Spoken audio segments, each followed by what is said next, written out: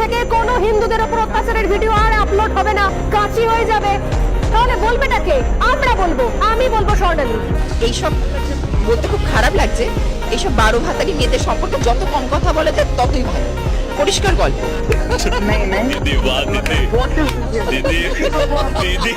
মানে গাইস ও ঠিক বলছে, নিজের খেয়ে নিজের পরে অন্যদেরকে নিয়ে লাফালাফি করার নাম হইলো 12 ব্যাটারি।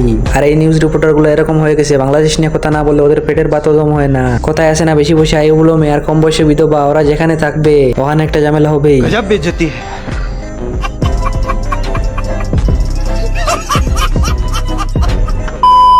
মাননীয় প্রধানমন্ত্রীকে দেখে আমি অনুপ্রাণিত হই। A few moments later. স্বৈরাচারী শেখ হাসিনা মানে গেছে একটা বার চিন্তা করছেন, সম্পর্ক বদলে গেলে একটা পলকে। বাঙালি হইলে এমন একটা জাতি মিনিটে মিনিটে রূপ বদলায়। তবে যাই হোক, বেইমান হইলেও সবার সাথে মিশতে পারে। হ্যালো এভরিওয়ান, অস্থির বাঙালি নতুন একটা পর্বে আপনাদেরকে স্বাগতম। তো প্রতিবারের মতো আজকের ভিডিওটা হবে অনেক বেশি মজার, তো চলুন ভিডিওটি শুরু করা যাক। গাইস, আজকের ভিডিও একটা মজাদার ফানি ভিডিও ক্লিপ দিয়ে শুরু করতে চাই। যদি ভিডিওটা ভালো লাগে তাহলে অবশ্যই চ্যানেলটা সাবস্ক্রাইব করে আমাদের পাশে থাকবেন, তবে ভিডিওটা ফানি হিসাবে নেবেন।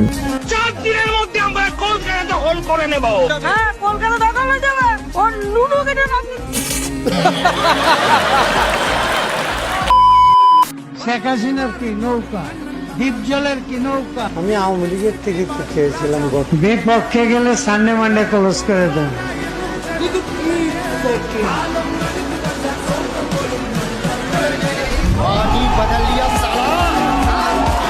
মানে গাইছে এই হলো বাঙালি। ডিপজল কাকায় মুভির কাহিনী পুরা রিয়েল লাইফে কোটাই দিছে। যখন দেখছে নৌকা ডুবে গেছে তখন লাভ দিয়ে দানা শীষের উপর উঠে গেছে।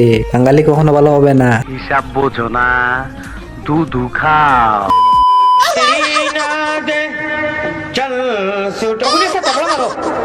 আমি খান্না দিলে 10 কই মারলাম না, তবলা তামসা তাই তো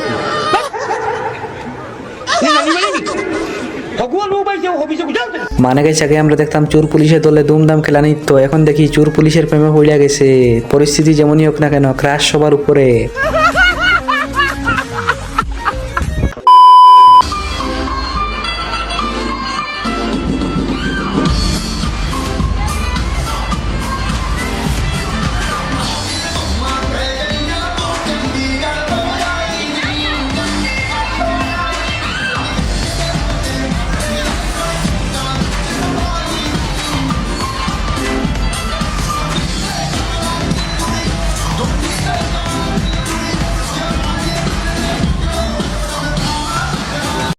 মানে যাই হোক, এতদিন পরে কালো চশমা গানটায় পূর্ণতা পাইলো। ওদেরকে দেখলে মনে হয় ওদের শরীরে যে কারেন্ট আছে মিনিমাম একটা দেশ চালানো যাবে, তারপরেও এত লোডশেডিং হয় কেন?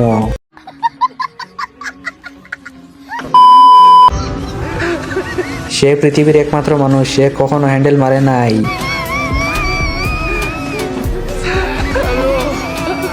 মানে বরাবরের ভিডিওতে বলে থাকি যে বাঙালি কখনো ভালো হবে না, আর ওদের ইতরি কখনো ছাড়বে না।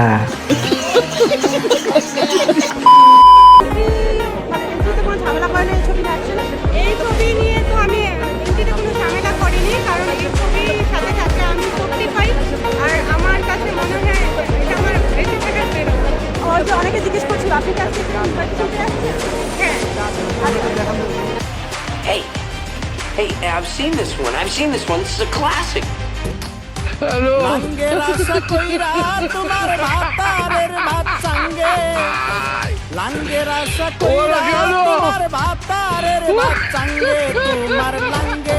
আরে পুলিশ অনেকদিন পরে ঠিক কাজ করছে। জয় বাংলা কোম্পানিতে নতুন যোগ দিয়েছিল, ভাবছিল জয় বাংলা আবার ফিরে আসবে, কিন্তু লস প্রজেক্ট। মানে সারা রাত পুষ্পাকে জলে ভিজিয়ে রাখার পরে যখন বার করা হয় তখন বাকিটা ইতিহাস।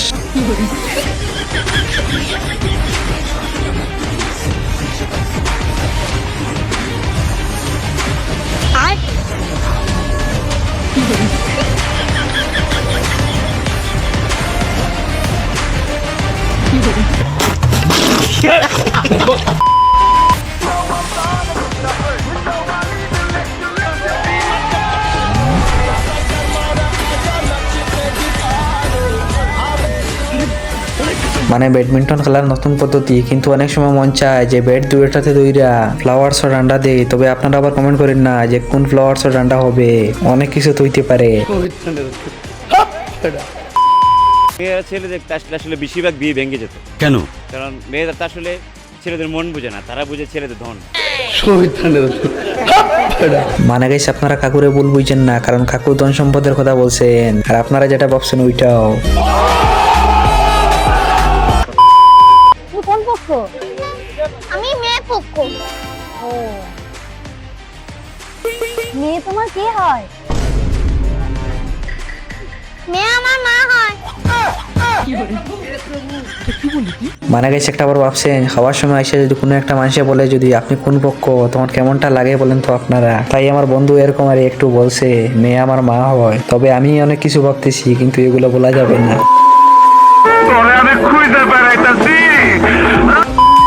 গাইস এখন আমি আপনাদেরকে দেখাবো আমার বন্ধু আর বান্ধবী পালিয়ে বিয়ে করার পরে তাদের এই অবস্থা, 1 বছরের সুখের সংসার।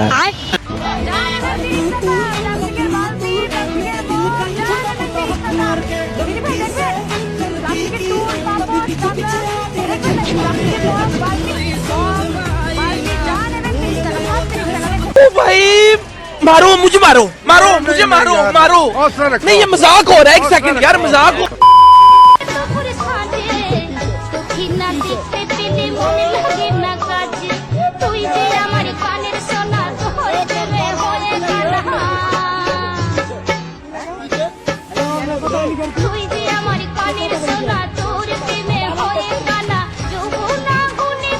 মানে গাইস এখানে তেমন কিছু না, শীত আসার পরে ইদানিং দেখতেছি ফেসবুকে কট খাওয়ার ভিডিও বেশি আসতেছে।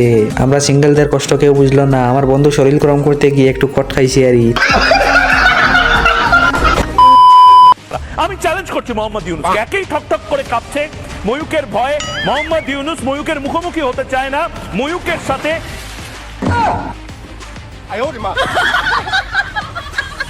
ময়লা ফালাইলো কেডা এখানে? মানে এডিটের মাইরে বাপ। তবে ভাই এটা ঠিক কথা বলছো যে ময়লা পালাইলো কে রে, কারণ ময়লারে ময়লা বলতে শিখো।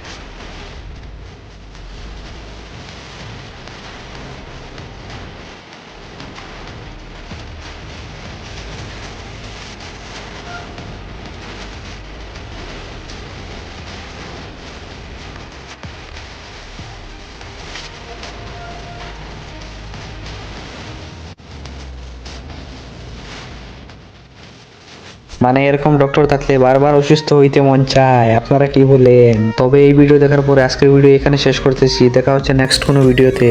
আমার জামাইকে ওই দিনই বিবাহের সময় ওই বলতেছে, আমি বলছিলাম তুমি যদি ভবিষ্যতে একাধিক বিবাহ আরো বিবাহ করতে পারো, তাহলে আমি তোমার কাছে আমার মেয়েকে বিবাহ দিব। যদি বলো যে না আমি আর বিবাহ করবো না, সাহস পাই না, হিম্মত পাই না, তাহলে তোমার মতো কাপুরুষের কাছে আমি মেয়ে বিবাহ দিব। বিয়ের শুরুতেই তাকে ভয় দেখিয়ে দিয়েছেন? হয় না, বিয়ের সময় তার সাথে আমার চুক্তি হয়। এটা কি তাকে মানে চাপ দিলেন নাকি? যে আমি তাহলে ভালো সুপুরুষ খুঁজবো, আমি আমার কোনো কাপুরুষের কাছে মেয়ে বিবাহ দিব না। যে যারা একাধিক বিবাহ করতে পারে তাদেরকে আমরা সুপুরুষ মনে করি, কারণ একাধিক বিবাহ করার জন্য সৎ সাহস যেটা পুরুষত্ব দরকার হয়। তো সে বলছে যে না ইনশাল্লাহ আমি আরো বিবাহ করব, আমার মেয়েও মাসাল্লাহ রাজি। আবার আমার ছেলেকে যখন বিবাহ করাই ওই সময় আমি আমার